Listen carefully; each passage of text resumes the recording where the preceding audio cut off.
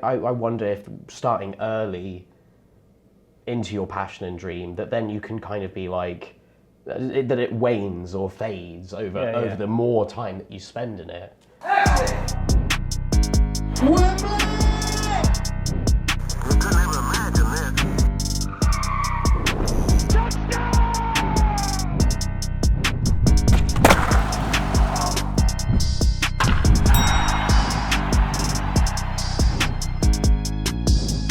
I told you all!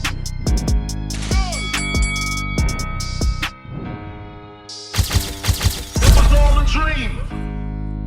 Welcome to It Was All a Dream with me, Nathersonn. Today I'm joined by Chris. Chris, if you want to introduce yourself, let the people know who you are. Hi, my name's Christopher Buckley. I'm performing in Stranger Things The First Shadow. I'm an actor and a writer, and I live in London. Lovely. So was acting and kind of that sort of field always your dream? Did you always want to step into entertainment? Always. Yeah, really always. Like, ever since, I mean, when I was very young, sort of until about the age of 8, I wanted to do, I was big into zoology, and I loved like animals and nature, and I still do, I'm still passionate about that. Yeah. But when I was 8 years old, my mum, my younger brother had just been born. She doesn't say this, but I like to rip her and be like, because Andrew was in the terrible threes. Yeah. Like, that she needed to find somewhere for me to do and go. And because I'm not a sportsman and I didn't have very many passions or interests. Yeah. That weren't like sitting and reading or, watching television. When she was looking through the paper, she was like, oh, there's this drama group that's in town. Do you want to go along? And I had very limited exposure apart from like school plays, or we went to church then as well. So like doing like church stuff, like, Bible stories. So I was like, oh, well, I'll go along and see what it's like, and if I enjoy it. And I went, and that day, as I told you last, like that day changed my life. Yeah. Like it was so glorious to be in a big room with lots of other young people who are passionate and excited. And for the first hour we did singing, which I did anyway from just because of going to church and stuff. So I was like, oh, this is already kind of fun. Then the second hour was dance, which I was a bit like, I don't know what, just flailing limbs, right? Yeah. But still enjoyable because the teachers were good. Yeah. And then the final hour was drama. And you're going to hear the story again, but the drama that we did like an improv on that first day. They were just like, we've got new people in, let's do a big improv day. Yeah. They paired me with 2 other lads, and we improvised this like robbery of a bank. Okay. And they were really nice and encouraging, and they let me like build this kind of silent like bank robber type who helped them get the money and sacrificed himself at the end. And just all through doing the rehearsing bit and then showing it and seeing other people like do completely different stuff, different performance work, it rocked my world. And as soon as I left my mum, I was like, I want to do that. Like, I want to do that forever. Yeah. That made me feel complete. And from that point on, I never looked back. So you feel that inspired your dream? Or do you feel like your dream was earlier than that? Like when you realised that that's what you wanted to do? Was it kind of earlier than that? Was it kind of I think dipping your toe into it? And then, was, yeah. Do you feel being surrounded by people that shared the same passion as you?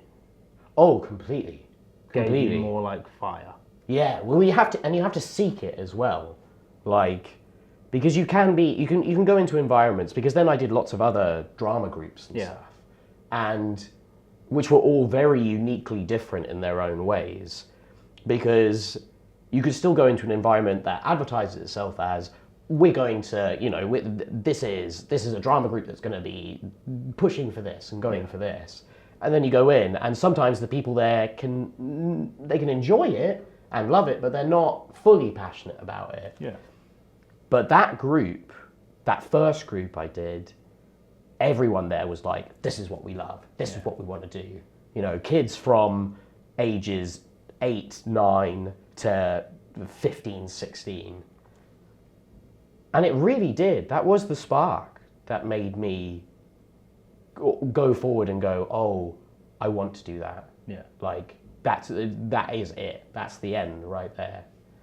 My writing stuff, that came from another point of view, because I was always a creative writer. Yeah, I was going to say, yeah, do you feel that was more from a creative standpoint? Yeah. From where you was acting, you was like, oh, do you know what would be cool? This, maybe this, and then you start like stemming up your own like avenues of creativity with that, and that's why you start to write, because you're thinking of ideas that you would probably play or something like that. Completely.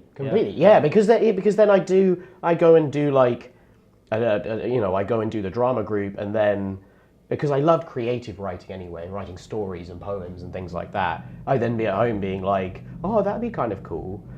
But it was always from an imaginative sense. Yeah, from being provoked and inspired by the acting and performance work. So how old was you when you done this first sort of, when you first dipped your toe into like the theatre and like plays and stuff like that? Oh yeah, 8.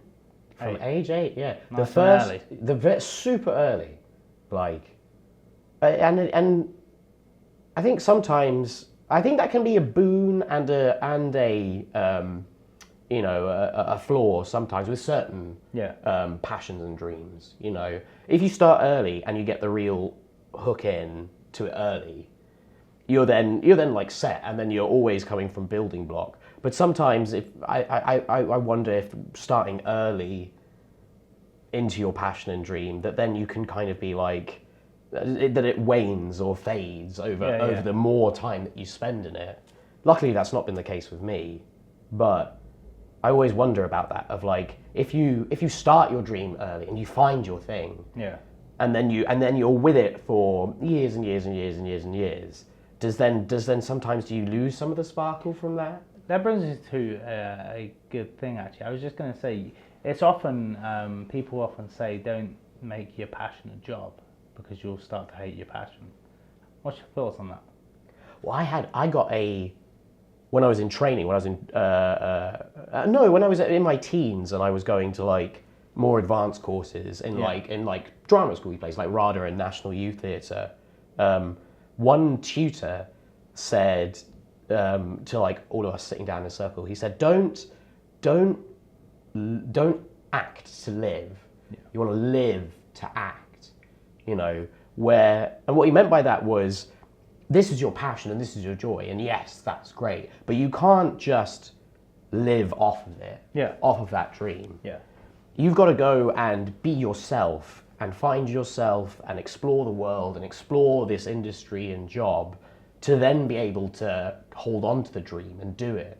Because then you get fueled to do it, rather than you're using the fuel of your dream to be like, this is what I want to do, I have to work on it.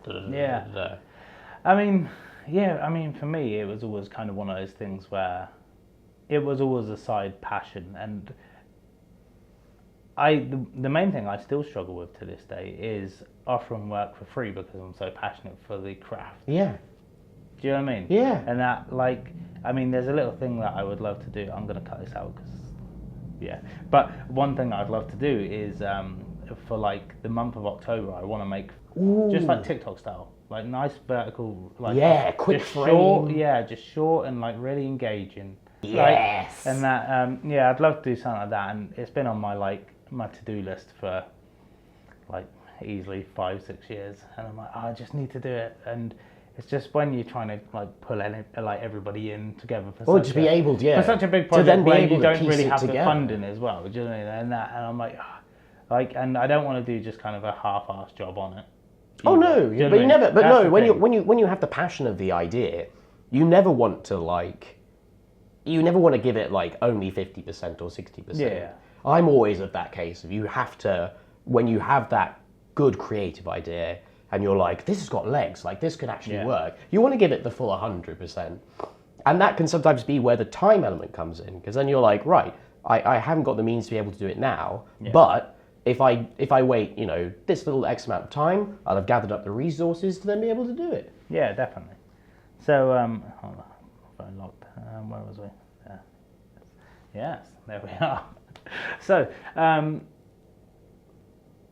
obviously you got inspired from being around fellow peers at a young age, and I'm assuming being around obviously any like colleges and tutors and stuff like that.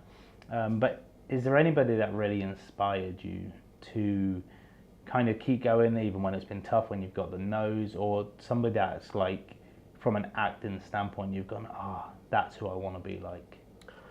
Oh.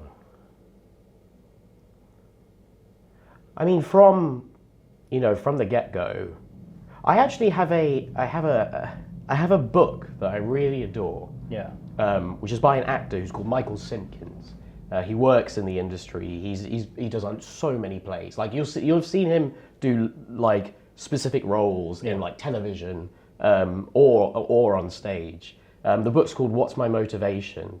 And I got it when I was it was in a charity shop. I was like 13. I picked it up. He's on the front cover in like a chicken suit. Amazing. And I read it, and it's a really funny, heartfelt book about like the actor's life. Yeah.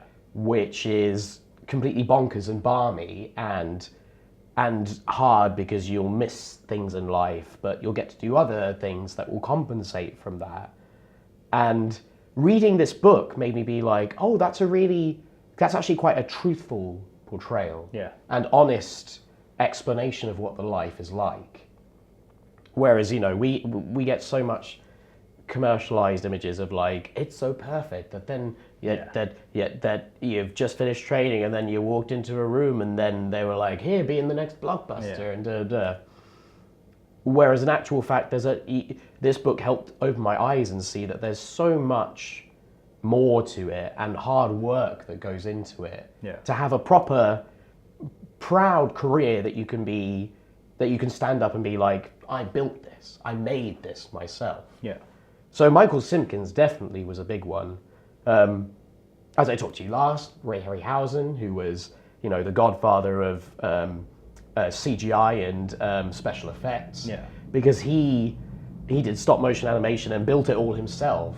A lot of the people who I really admire, like Florence Pugh, Lucien Masmati, Ray Harryhausen, they all built it themselves and pushed and worked hard. Yeah. To get to those positions. And I think that's always inspired me to kind of go, oh yeah, if I want to get there, then I have to work hard. I can't sacrifice myself in pursuing it that difficult, because you have to look after yourself while doing it. But to see these hardworking people really gun for it and want it, that always led to me being like, yeah, if that is the example to follow to get a worthwhile career, then I've got to do that. I must do that. Yeah, definitely. I mean, I think. What about you with like photography? Have you had any photographers? Photographers. Do you know what? It's funny you say this, because I was actually talking about starting like a new series on my Instagram, on socials, talking about just some of my favourite photos. Yeah. And that only because there's a couple of photos, I'm not too sure, the guy's name is Neil that took at least one of them anyway. It's a photo of Muhammad Ali, and it was obviously done when he was fighting, who did he fight? Someone Cleveland.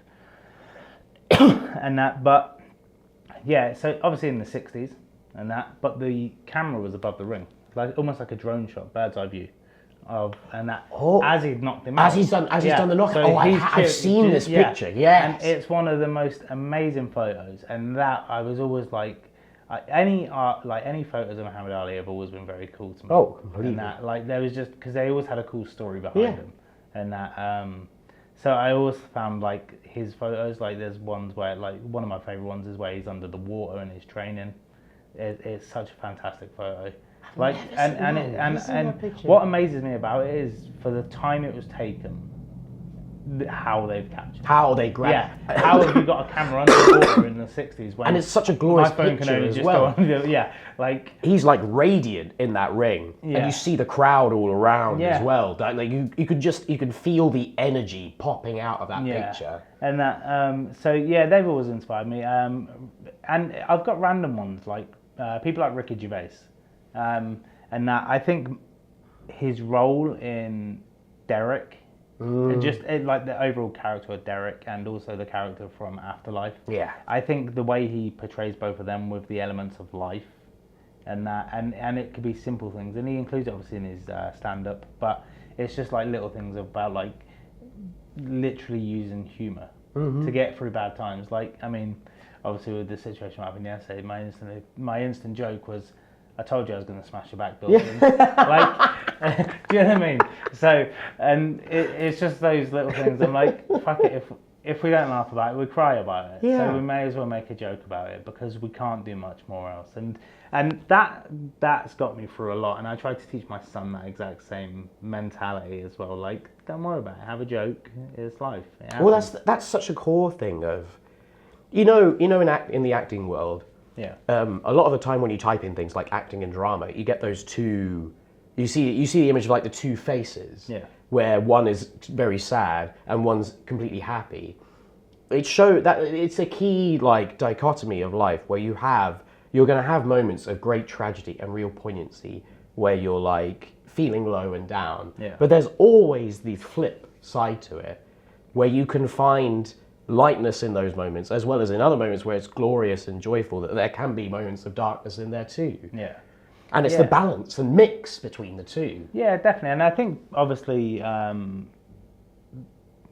think your home inspires you as well. Do you know what I mean? That's a big thing for me. Like, my son is one of the biggest inspirations to me. I want to do better for him to show him what can be done. Yeah. Do you know what I mean? If I can give him a head start in life, sure, I'll do Yeah. that. I'll work 12 hours for 7 days a week if I have to. Do you know what I mean? Just to give him a better start in life. Yeah. And then obviously like my partner, she inspires me massively. Like, she just dawdles through life and that. But Mine too, Matt. she's- My partner she works is hard. hard but, work. yeah, she's one of the hardest Yeah. workers. But like when she thinks how I view her, she's like, oh, I don't do much. I just go to work, come home. I'm like, yeah, but you do more than that. Yeah, Like, but you're like, but you you've just done this don't and see this it. and this, Yeah. yeah. You've done all these like extra things in between, and then I was like, oh, well, I this mean, is part I of think it. for her in the last 2 to 3 years, she's managed to double her salary and work up like this career path. And I'm like, that's just in the small space of 2 years. Do you know what I mean? That's You insane. managed to get your driving license, managed to get your first car, and lose your first car, but The next one will come in. yeah, we'll get you a better car. But yeah, that's. Do you know? I really do think that like the people you're surrounded by will also inspire you heavily. They will either motivate or demotivate you. Yeah. And I think that's always one thing that you've got to be cautious of in any. And you're going to get people in the industry or in jobs like I put out photos, and you always get like, oh, could be better. Could have done this different. I'm like, yeah, but that's how I wanted it. Yeah. Like, and This is same my with you, right? art and my completely subjective. Completely subjective. And then when you go out and you're using your work and you're exploring your craft, you're always going to have other people, who from their experience at times will be trying to give it in a constructive way, and they'll go, oh, you could have done this, and that won't be what resonates with you. Yeah. And as long as you take it and you go, oh, thank you, yeah, that's good. You will get some people who will be like, oh, I would have done it like this and turned it around there, and I think you did that completely wrong. But it's about then, because of how you're pursuing your work, you develop the criteria that you want to follow and hold to. Yeah. And then when you hear all these other bits of feedback, you can go, oh, I kind of like that. I would take that in, and then maybe next time or for this next project, I could try that. Or then you'll hear something and you'll be like, I get that, but that's not what I'm trying to do with it. Yeah. So, you've achieved a lot. You've gone from being an 8-year-old boy making up a play about a bank robbery to being in Stig, I believe. Well, yeah, it was. Oh man, it was. So from being at that drama group, I was with that drama group for years. Yeah. Like until I was about 14, 15. Yeah. And then just because of how when you're younger and you want to act, like I then joined other drama groups. I was doing like 3 to 4 different drama groups a week, all around my home area and like into London. Yeah. And then I got into the National Youth Theatre, which massively, like, that was another moment of being surrounded by an amazing cohort for a summer course, like a 2-week summer course where we created theatre and just I learned so much more about the industry and how the industry worked. Yeah. And then finally, around 18, when I was doing my auditions, I got into a drama school, which was Birmingham, which was just my training. I mean, I talked to you about this before. Yeah. But my training, whilst drama schools are going through a tumultuous time at the minute, because it's difficult doing actor training, you know. There's so much that you can learn and can't learn, and the environments of a drama school are really high stress and really hard. My drama school experience, I adored, and it changed my life. Like, Do you feel a bad experience would have stopped you going down this path? I think so. You think, yeah? I think so. What made it good? What made it a good experience to you, anyway?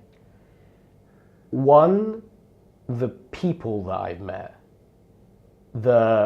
my chosen family who were my year, Yeah. and other people from the years above and below and from other courses. The people I met there, like, helped me to come out of myself and be something more. Yeah.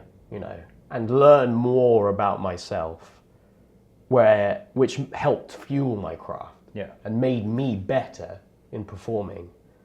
2, the amazing tutors. Like we were very lucky in Birmingham because it's really close to the RSC, and a lot of the tutors there had done amazing work, like really incredible movement and voice tutors and acting tutors who had really worked hard and had so much to give and offer. Yeah.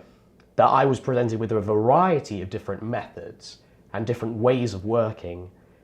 And instead of being like, you have to follow this strict methodology, this is the Birmingham methodology. Instead at Brum, they were like, here are 7 to 8 different ones. If there's anything you like in them, rip them out and like take them forward. And 3, being in Birmingham, man. I love Birmingham. Birmingham's amazing. It's Like- got a creative area there, and it's definitely going up in the world. It is, and it's just the people, the architecture. I love that town, like, and being far, and because it was very far away Yeah. from where I grew up. Like, I had a really fish out of water experience, of being like, I'm in a whole new town. I need to I have to be me. This is because I've all I've got. My parents and my friends, they're all far down home. south. Yeah. Yeah. So how do you feel you achieved going from like Birmingham College, studying drama and arts, to playing Bob in Stranger Things on the West Side? Oh man. It's a good question. Oh, it's complicated because doing all that training in drama school, it will never prepare you fully for the industry. Because then when I left in 2016, I had a really good run of jobs. I went and did a show in Ipswich, a really fun, like, 4-hander show. Yeah. I then went and did another play in Germany for 4 months, which was awesome. Like, In German or? there's all throughout Europe there are these little English theatres which bring English plays to a European audience. Yeah. And there was one in Hamburg called the English Theatre of Hamburg, Okay. which still is there. It's a glorious theatre. It's lovely. And I did a little 3-hander play called Orphans, which is great, like a really dark play about 2 kids stuck in a house and a gangster comes in and like changes their life. So and then doing some audio dramas after that. Like, I had a really good run of work, And then I didn't work for 2 years. Wow. And I was auditioning, I was living back home and like doing side hustle jobs. And I really learned the actor mentality of like, you're gonna have really short spaces of work, which will be glorious and will fulfill you. Yeah. And then you might not have anything for ages, for a long time. And you know, having that very disparity of work happen to me at quite young, like 21, 22, 23, how old I was at the time. Yeah. Whilst difficult, helped me be like, okay, it's very much peak and trophy. So then going forward, I then did Stig of the Dump. Stig of the Dump was then after that long period of unemployment. And what it does is it makes you savor the work and the roles and the stuff you get given. Yeah. So that then when you come to a project like this, it makes you realize how lucky you are that you've gotten a gig, especially something like this. I was gonna say, yeah, just like. I mean, just it's like look at this is one of the biggest Netflix TV shows in the last 5 years. Yeah. And I remember watching it in drama school in my last year when it came out. And the show itself does not disappoint. It's an absolutely fantastic show. You and the entire cast they've done an amazing job. It's wild. It's one of the best. Like honestly, I recommend it to everyone. I'm like, you need to go. It's literally the best thing that I've witnessed with my own two eyes. Like hands down. Like the stage show itself, the acting from you guys, and the rest of the crew. It's just it's a real coming together. This production is so lucky that all the elements of an amazing production team, an amazing production house, a powerhouse of an industry thing like Netflix behind it, the cast they got, the elements, the technical elements that they were able to work and make sense, and the story, and the writer. Yeah, the writers are absolutely fantastic. Like, do you know what? Like, I was sat up on the balcony when I was watching it, and it was like I was watching TV. Yeah, I was so like, it sucked me in. It so grips well. you. It grabs you. Because you're the first person they see, right? Do you come out first? After that crazy opening. Yeah, so it's then me. They do It's like then the me. intro scene, right? And then you come out, right? And then it's me with my butt to the audience, just doing my radio stuff, which is so cool. Like to be able to do an opening monologue like that with all those cool elements happening around you, and the fact that when we were making it, and even now with me, that they just give me freedom to be like, oh, just keep playing, just try new stuff with it. Because you was originally going for the role of Henry Krill. Right? Yeah. So getting that knockback, did that demotivate you in any way? No, because I think now having doing screenwriting and doing other projects as well, like getting my own projects off the ground, I could understand when they came back and they went, oh, they liked you, but they didn't like you for that Henry Krill role. I could completely understand and be like, oh, okay, because always there are elements in creative stuff and especially acting, which are completely out of your control. You're never going to know why you didn't get a role. There are so many different reasons that you might not land something. Do you feel as a creative, which you understand more, is that sometimes maybe a director or a writer has a real good vision of what they want someone to look like? Yeah. And that, because obviously you were just mentioning there about how you've obviously made your own short film. It's done wonders. It's making its way up to. It's making its way. Oh, it's making its way. Touch all the wood. Yeah. It's trying to fly. It's gonna get there. I have full faith in you. So do you feel like with that, like say for example the lead, you was like, that's what I want the lead to look like. I want them to have this, like for example, like this Liam Gallagher modder sort of look. Do you know what I mean? And that, and like the thing is if you had somebody that was a fantastic actor come in and you're like, you are great, you just don't fit my image Yeah. of how I expect. And that's like kind of like It's so hard. you It's so see it awful because often you're with like, books, oh, right? Yeah, with yeah. books when they do like film adaptations of books, people are like that's not how they're meant to look. Yeah. And That's that's because they've made their own. they've image. made their own image. You create, when you're creating it, your pieces, your art. Yeah. And you're like, I want it to look in this kind of specific way. I have this idea. Sometimes you get really set on an image, especially with this, like the lead role of this is so specific, Yeah. right? That, you know, they saw so many people for that Henry Crew role, like thousands of people for that Henry Crew role. And the brilliant actors who came in, and even in workshops and who did great stuff, but that role is Louis McCartney's, Yeah. and he is beyond perfect for it. Yeah. He, as you've seen him, Oh, he's 100%. he's a powerhouse. Believable. And my God, when we were doing workshop stuff, and because Louis and I were in the same Recall audition together, and I remember seeing him in the Recall audition doing one of the monologues, and I was like, oh man, that kid's pretty freaking close to like what I imagine in my head, just from getting these little scraps. That then seeing him do the further work in workshops and rehearsals, and then every single night on stage, when he just inhabits and plays, and the lengths and emotional depths he goes to, no wonder the creative team had a specific vision in mind. Because if you have that specific vision, and the right person comes along, it's magic. Yeah. It's bloody magic.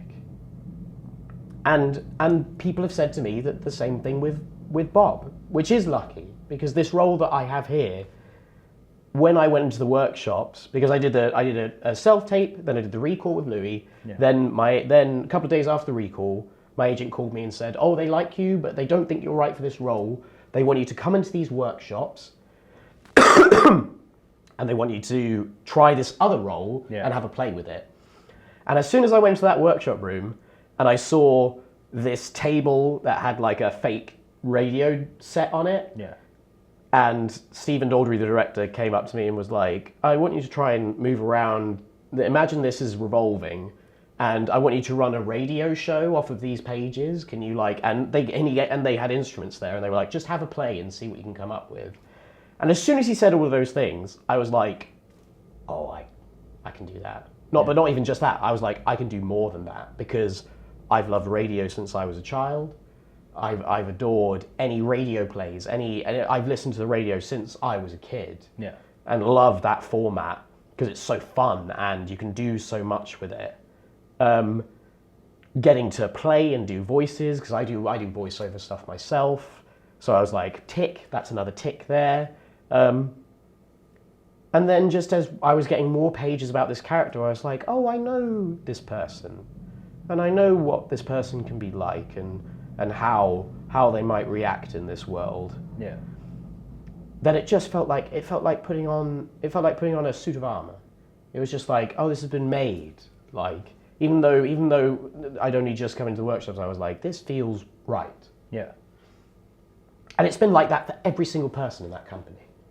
It's like I don't know how, I don't know fucking how, but it's like every single person was meant to be there in that role. And not only that, but the company composition is so strong that then when you're on stage performing and something might go wrong, because something always goes wrong, because it's a hugely technical show, things go wrong all the time, but the company is so damn good that we just pick it up and we're like, oh, that's gone wrong. Oh well, we'll pick it up, we'll fix it. And then you go out afterwards and the audience was like, that was amazing. And you're like, but this went wrong. And they're like, oh, wait, I didn't realise that. Didn't even know. Yeah.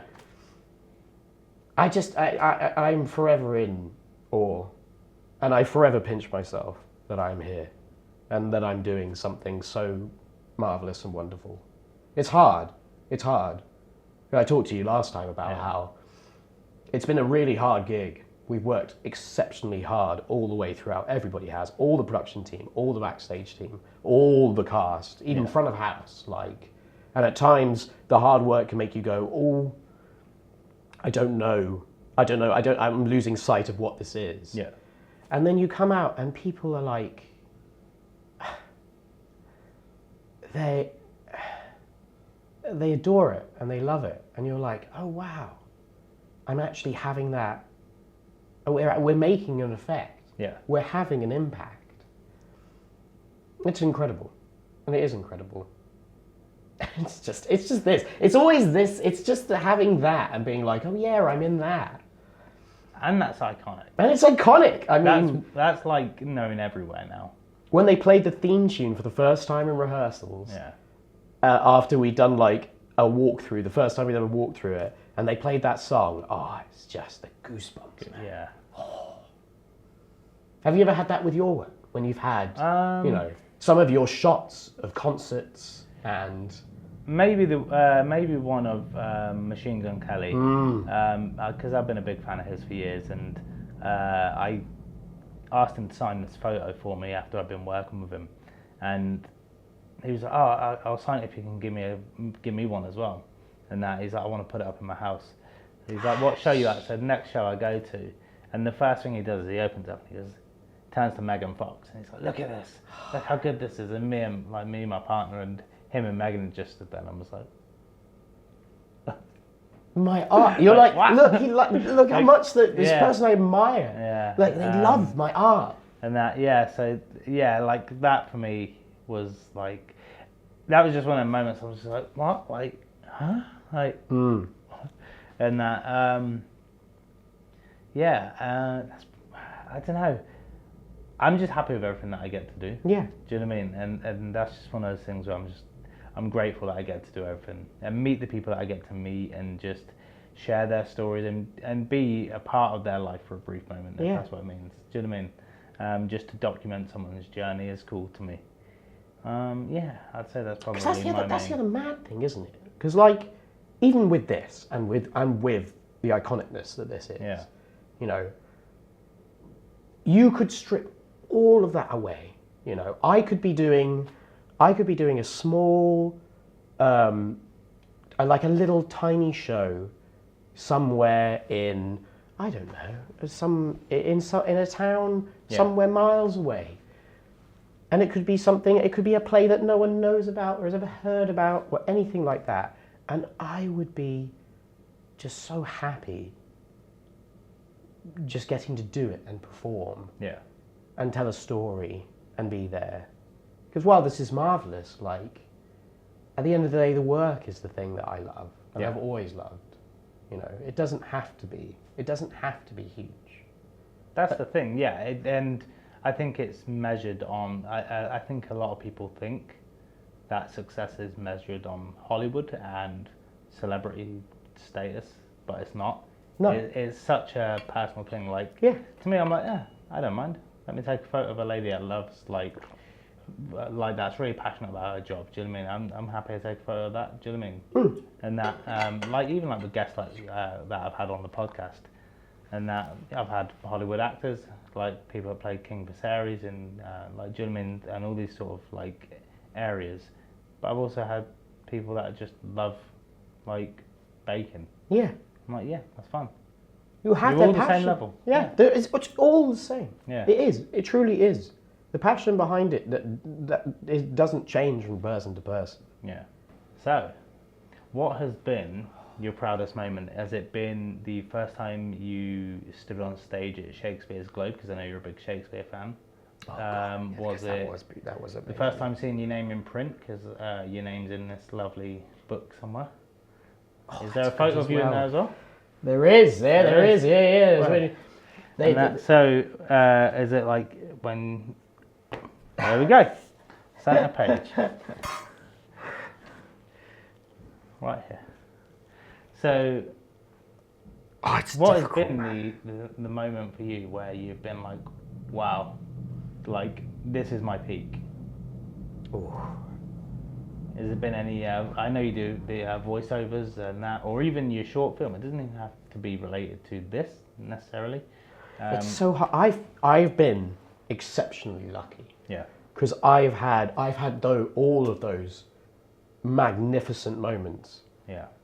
of like, you know, even from like getting to perform on stage for the first time, or getting like a lead role or a supporting lead role for the first time, being a part of a company for the first time, like going, you know,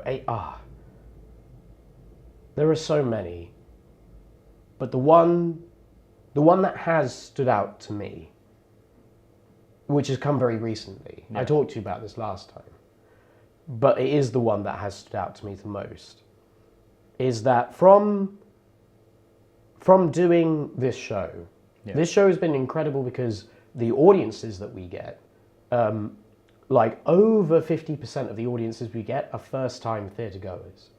These people have never been to a play before. Yeah. This is their first ever play they've ever seen.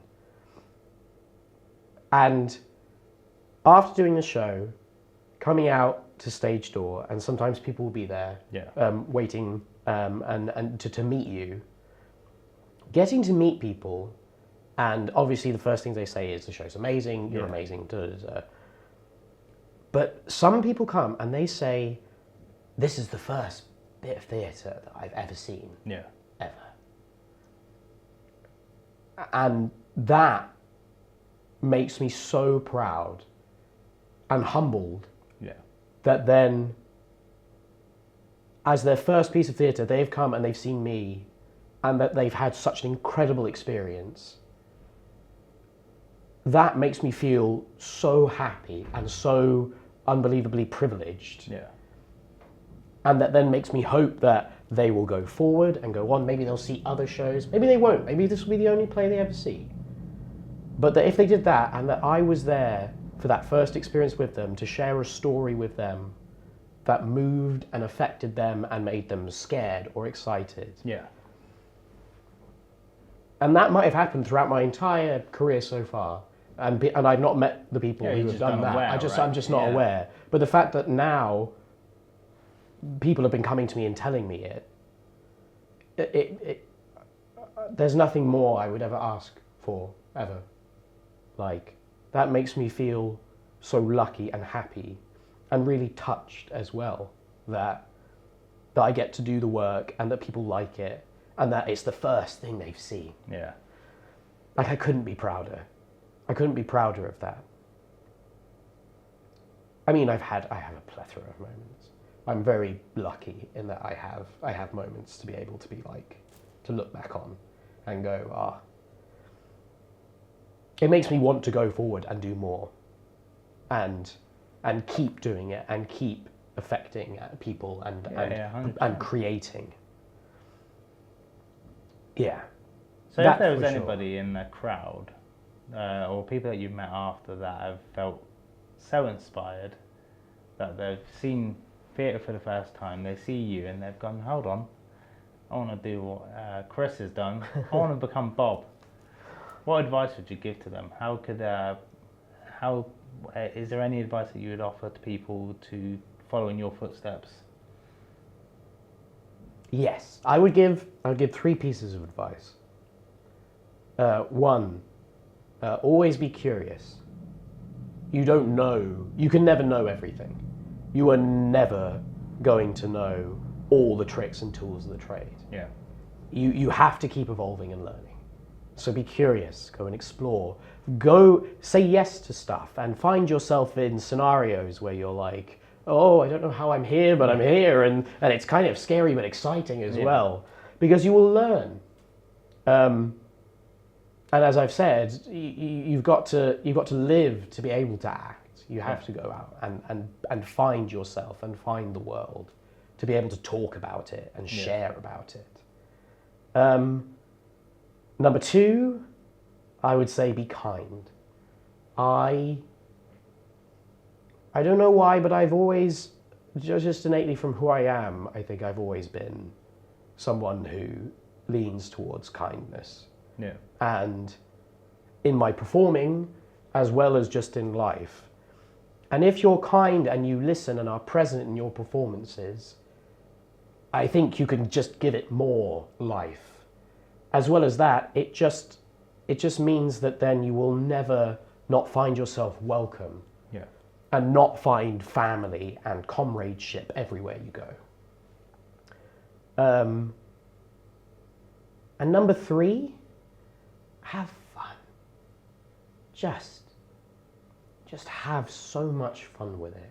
Have fun in what you do. Have fun in what you do. Find the joy and the laughter, as well as the sadness and the poignancy.